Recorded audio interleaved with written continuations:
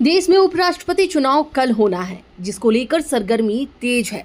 बता दें कि एनडीए के ओर से झारखंड के पूर्व राज्यपाल रहे सीपी राधाकृष्णन और इंडिया गठबंधन से सुप्रीम कोर्ट के पूर्व जस्टिस बी सुदर्शन रेड्डी को उपराष्ट्रपति पद के लिए उम्मीदवार बनाया है। इसी बीच त्रिपुरा के कांग्रेस विधायक दल के नेता सुदीप चंद्र राय ने कहा कि यह राष्ट्रपति चुनाव विचारधारा की लड़ाई है। सत्ता पक्ष का कैंडिडेट आरएसएस का विचारधारा से है और इंडिया गठबंधन का कैंडिडेट किसी पार्टी से ताल्लुक नहीं रखते हैं और देश का भला चाहता है। वह इंडिया गठबंधन के उम्मीदवार के पक्ष में मतदान कल वाइस प्रेसिडेंट का इलेक्शन होना है। इस बार देखा जा रहा है कि दोनों कैंडिडेट साउथ क्या लग रहा है कितनी मजबूती की? देखिए, एक तो आरएसएस की विचारधारा से जुड़े हुए हैं और इंडिया का कैंडिडेट सज्जन व्यक्ति, कोई विशेष राजनीतिक दल में तो वो नहीं है, वकील है, जज रहे, तो स्वाभाविक।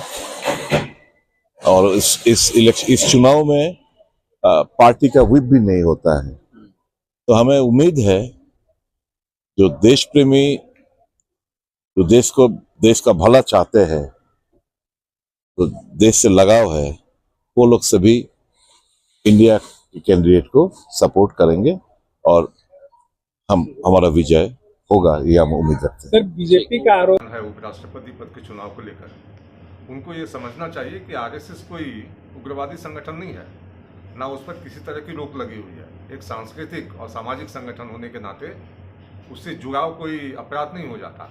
लेकिन किसी के मन में अगर विष पलता हो आरएसएस को लेकर, तो उसका कोई इलाज नहीं है। हम अपने ढंग से आगे चल भी रहे हैं और जनता की स्वीकार्यता भी हमें मिल रही है।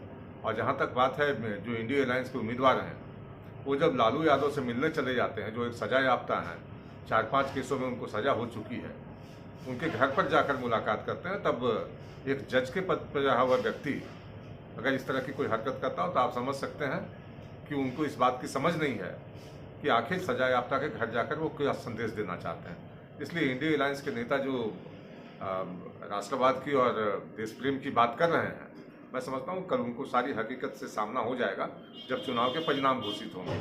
और चूँकि उन्होंने जैसा कहा कि व्हिप नहीं होता है, तो आप देखेंगे इंडिया अलायंस के कई लोग भारतीय जनता पार्टी समर्थित जो कैंडिडेट हैं, जो हमारा इंडिया के अलायंस है, उसके पक्ष में मतदान करेंगे।